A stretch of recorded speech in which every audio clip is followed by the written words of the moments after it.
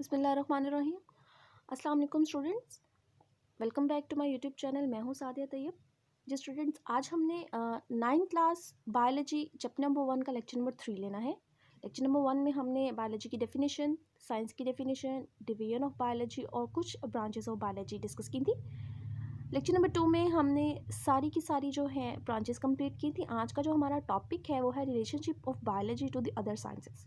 इसका क्या मतलब है कि जितने भी हम साइंस की ब्रांचेस को स्टडी करते हैं उन्हें हम अकेले नहीं पढ़ सकते। मोस्टली चीज़ें और बहुत सारी चीज़ें तो उस फील्ड में कवर होती हैं, लेकिन कुछ जगहों पर हमें दो साइंस के ब्रांचेस को मर्ज करना पड़ता है कुछ स्टडी करने के लिए। जैसे अगर मैं किसी भी लिविंग ऑर्गेनिज्म की बॉडी के अंदर कुछ केमिकल रिएक्शंस को स्टडी करना चाहती हूँ, तो मैं ये नहीं कहूँगी कि मैं बायोलॉजी स्टडी कर रही हूँ। उस वक्त बायोलॉजी यानी कि लिविंग ऑर्गेनिज्म की बॉडी के अंदर मैं केमिस्ट्री को स्टडी कर रही हूँ।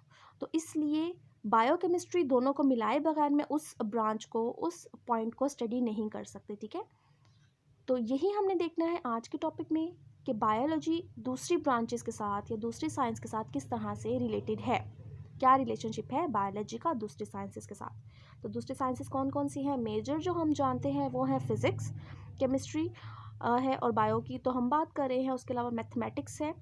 यहाँ पर हम दो और देख लेंगे, जियोग्राफी और इकोनॉमिक्स को भी देखेंगे बायो के साथ मिला के हम इन्हें जब मिलाते हैं आपस में, इन्हें रिलेट करते हैं तो हम कौन सी वाली ब्रांच में किस ऑर्गेनिज्म को किस तरह से स्टडी कर सकते हैं। ठीक है, आपकी बुक में बेटा एक वर्ड लिखा हुआ है इंटरडिसिप्लिनरी साइंसेस। जी बेटा, वर्ड लिखा हुआ है इंटरडिसिप्लिनरी साइंसेस। ये क्या होती है? ऐसी साइंसेस बेसिकली कि जब दो मेजर डिसिप्लिन आपस में मिल जाते हैं तो उनके मिलने के बाद जो बनता है उसे हम कहते हैं इंटरडिसिप्लिनरी साइंसेस। ठीक है, बायो अकेली है, ठीक है, लेकिन बायो अगर फिजिक्स के साथ मिल गई तो ये इंटरडिसिप्लिनरी साइंस बन गई। ठीक है, बायो अकेली है लेकिन बायो केमिस्ट्री के साथ मिल गई है तो ये इंटरडिसिप्लिनरी साइंस बन गई है। ठीक है, ऐसे ही मैथमेटिक्स के साथ या जियोग्राफी के साथ या इकोनॉमिक्स के साथ मिल जाते हैं तो इन्हें हम कहेंगे कि कौन से वाले साइंसेस हैं? ये इंटरडिसिप्लिनरी साइंसेस हैं। आपको ये सवाल जो है लॉन्ग क्वेश्चन अगर बन के आता है तो या तो ये डायरेक्ट इस नेम से आ सकता है कि what is the relationship of the biology to the other sciences, इसमें आप 5 के 5 एक्सप्लेन कर दोगे, या फिर कभी ऐसे भी आ सकता है कि right a note on any for interdisciplinary sciences. तो कोई से भी इन पांचों में से कोई से भी 4 को आप एक्सप्लेन कर सकते हैं। तो बेटे हम स्टार्ट करते हैं, इन सबको डिफ़ाइन करते हैं और एग्जाम्पल के ज़रिए से समझने की कोशिश करते हैं। ओके बेटा जी, सबसे पहले है बायोफिज़िक्स। तो बायोफिज़िक्स की अगर हम बात करते हैं तो देखें कि हम कैसे कह सकते हैं कि बायो और फिज़िक्स आपस में रिलेटेड है। इसे हम इस तरह से देख सकते हैं कि जो लिविंग ऑर्गेनिज़म्स हैं, ठीक है, लिविंग ऑर्गेनिज़म्स के जो आर्म्स होते हैं, लिविंग ऑर्गेनिज़म्स जो हैं इनकी बॉडी के जो पार्ट्स हैं यानी कि इनके जो आर्म्स हो सकते हैं, इनके फंक्शन को हम स्टडी नहीं कर सकते तब तक जब तक हम उन्हें फिज़िक्स के रूल्स पर अप्लाई ना करें। ठीक है, या उनसे रिलेट करके स्टडी ना करें। यानी कि हम कहें कि जो आर्म है वो कैसे फंक्शन करता है, आर्म की जो मूवमेंट है, आपने देखा है बैक एंड फोर्थ मूवमेंट होती है हमारे बाजू की, कि कोहनी वाले पॉइंट पे ये बेंड हो जाता है। ठीक है, स्ट्रेट हो जाता है और बेंड हो जाता है। तो बेटे ये जो पॉइंट ऑफ ये जो मूवमेंट है बाजू की, इस मूवमेंट को हम बहुत अच्छे से समझ सकते हैं अगर हम फिज़िक्स के रूल्स को साथ लें। और वो फिज़िक्स के रूल्स में से हम कौन से पॉइंट को पढ़ें तो हम बहुत अच्छे से डिस्कस कर सकते हैं। तो वो है लीवर। लीवर आपने पढ़ा हुआ है, lever is a form of simple machine के क्या होता है। तो बेटे लीवर की 3 टाइप्स होती हैं। इस बेस पर कि कौन से पॉइंट्स एफर्ट लग रही है यहाँ पर अब मुझे पता नहीं है कि ये लीवर की कौन सी वाली काइंड है, लेकिन मैं आपको एक्सप्लेन कर देती हूँ थोड़ा सा। देखें कि ये है बाजू, ठीक है, ये चलें जैसा भी बेटा मैंने बनाया है थोड़ा। देखिए ये है, क्या है, ये होता एल्बो और ये है हैंड। ठीक है, तो हैंड से हम कोई भी चीज़ उठाते हैं तो यहाँ पर हमने पकड़ा लोड को, ठीक है, वज़न को। ये पॉइंट जहाँ पर बाजू मूव करेगा वो फिल्क्रम कहलाता है और ये पॉइंट एफर्ट कहलाएगा। तो इन 3 पॉइंट्स के साथ जो मूवमेंट होती है बेसिकली वो लीवर की एक काइंड की एक्सप्लेनेशन होती है। तो बायोफिज़िक्स की डेफिनेशन क्या है? ये एक ऐसी ब्रांच या इंटरडिसिप्लिनरी साइंस है जिसके अंदर हम क्या करते हैं, it deals with the study of the principles of physics, ठीक है, which are applicable to the biological phenomena, कि हम फिजिक्स के रूल्स को, फिजिक्स के फिनोमिना को, फिजिक्स के प्रिंसिपल्स को लिविंग ऑर्गेनिजम्स की बॉडी के ऊपर अप्लाई करते हैं, ये बायोफिजिक्स कहलाती है। और बायोफिजिक्स में आप एग्जाम्पल क्या दोगे, इसके आप एग्जाम्पल दोगे, for example there is a similarity between the working principle of the limbs, लिखा हुआ यहाँ पे लिम्स बेटा किसे कहते हैं, हम बाजू या टांगों को कह सकते हैं, limbs of living organisms with the liver in physics, ठीक है। तो फिजिक्स के अंदर पाए जाने वाले लिवर की सिमिलैरिटी है किसके वर्किंग प्रिंसिपल के साथ, आर्म्स या लिम्स के वर्किंग प्रिंसिपल के साथ, ठीक है। नेक्स्ट है बायोकेमिस्ट्री।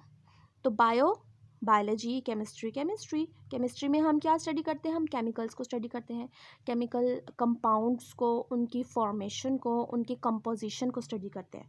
और बायोलॉजी में हम लिविंग ऑर्गेनिजम्स के अंदर मौजूद हर चीज़ को, उनके स्ट्रक्चर्स को, फंक्शंस को, ऑर्गन्स को, डिफरेंट मेटाबॉलिक रिएक्शंस को, सबको स्टडी करते हैं।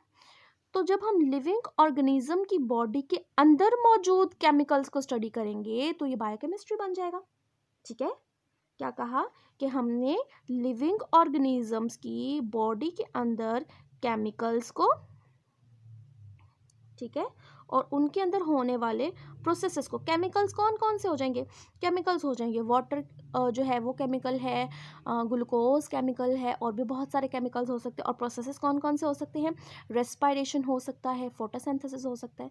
तो लिविंग ऑर्गेनिजम्स की बॉडी के अंदर पाए जाने वाले केमिकल्स और होने वाले प्रोसेसेस को जब हम स्टडी करते हैं तो हम किस फील्ड में स्टडी कर रहे हैं, हम कौन सी वाली इंटरडिसिप्लिनरी साइंस में स्टडी कर रहे हैं, हम कर रहे हैं बायोकेमिस्ट्री में।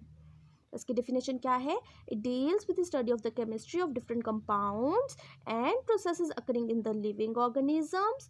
For example it is the study of the basic metabolism of the photosynthesis, respiration involves the knowledge of biochemistry, ठीक है। तो यहाँ पे हम लिख देते हैं रेस्पिरेशन, जो कि हर ऑर्गेनिज्म के अंदर होता है। रेस्पिरेशन जो है वो प्लांट्स के अंदर, एनिमल्स के अंदर, सबके अंदर होता है। और जो फोटोसिंथेसिस है वो होती है प्लांट्स में या फोटोसिंथेटिक ऑर्गेनिजम्स में, फोटोसिंथेसिस, ठीक हो गया। तो बायोकेमिस्ट्री के बारे में आपको पता चल गया। नेक्स्ट है बायो मैथमेटिक्स या फिर बायोमेट्री। यहाँ से आपको एमसीक्यू आता है, what is the other name of bio mathematics, तो वो बायोमेट्री है, या फिर what is the other name of the biometry, तो आप उसे कह सकते हैं बायोमैथमेटिक्स, ठीक हो गया बेटा। तो बायोमेट्री में हमने क्या करना है, आपने देखा है कि हम बायोलॉजी से रिलेटेड बहुत सारे एक्सपेरिमेंट्स भी परफॉर्म करते हैं। तो उन एक्सपेरिमेंट्स को या फिर जो हमने डाटा इकट्ठा किया होता है, ठीक है, जो भी हमने डाटा गैदर किया है किसी भी एक्सपेरिमेंट के नतीजे में, उस एक्सपेरिमेंट के नतीजे में किए जाने वाले डाटा को एनालाइज करना, ठीक है, और फिर उसे जो है स्टैटिस्टिकल मेथड्स के ज़रिए से उनसे रिज़ल्ट निकालना जो है वो कैसे किया जाता है, वो किया जाता है मैथमेटिक्स के कुछ फॉर्मूलाज और रूल्स को फॉलो करते हुए। तो इसलिए ये वाली ब्रांच भी इम्पॉर्टेंट है, ठीक है। इसकी डेफिनेशन क्या है जी बेटे, इसकी डेफिनेशन है, it deals with the study of the biological processes using mathematical techniques and tools. For example, to analyze the data gathered after the experimental work, biologists have to apply the rules of mathematics. कि हम आपने देखा है बेटा, जैसे हम physics में काम करते हैं, वर्नियर कैलिपर आपने पढ़ा होगा फिज़िक्स में, और एक और स्क्रू गेज होता है। तो आपको उसमें ये गाइड किया जाता है कि आपने जब भी रीडिंग्स लेनी है तो 3 से 4 पॉइंट्स पे लेनी है, और जब 3 से 4 पॉइंट्स पे आप रीडिंग्स ले लेते हो तो उसके बाद आप उसका एवरेज या मीन निकालते हो, ठीक है, उसके बाद रिजल्ट आता है। तो वो उसके लिए आप कोई ना कोई फॉर्मूला तो पुट करते हो, मीन निकालने का या एवरेज निकालने का। तो बिल्कुल ऐसे ही कि हमने जो भी raw data, raw material collect किया है उसे एनालाइज करके उसका रिजल्ट रेडी करना जो है वो कैसे किया जाता है, वो मैथ के कुछ रूल्स को फॉलो करते हुए करते हैं, ठीक है।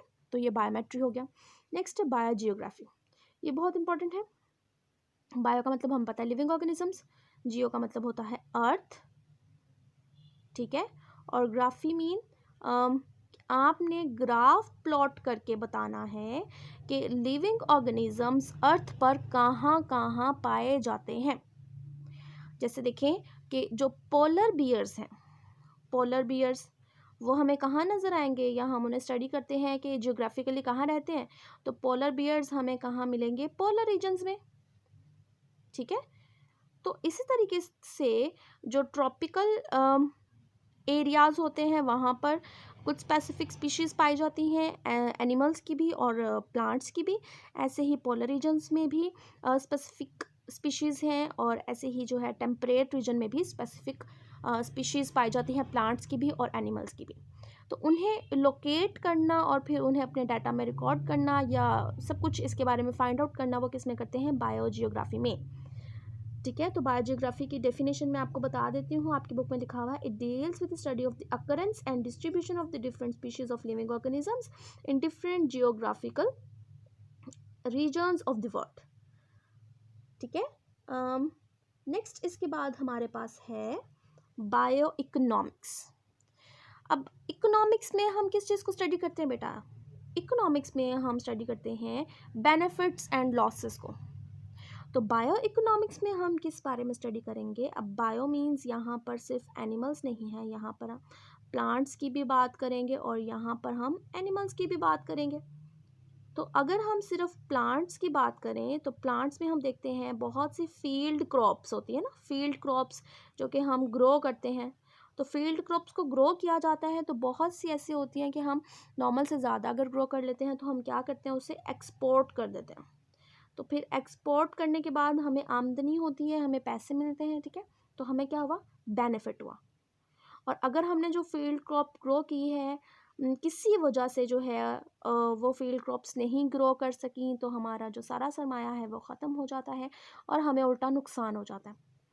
तो हम ये स्टडी करते हैं कि लिविंग ऑर्गेनिजम्स के बारे में हम जो स्टडी करें, इसमें डिफरेंट एनिमल्स भी हो सकते हैं जिन्हें हम एज अ मीट लेते हैं या फिर एज अ मिल्क हमें वो चाहिए होते हैं। और जैसे कि मुर्गी है तो वहाँ से हम एग यूज़ करते हैं। तो डिफरेंट एनिमल्स और डिफरेंट प्लांट जो कि as a source of food भी हैं और डिफरेंट वे में जो है हमें उनसे या तो फ़ायदा हो रहा है या फिर नुकसान हो रहा है। ठीक है, इकोनॉमिकली।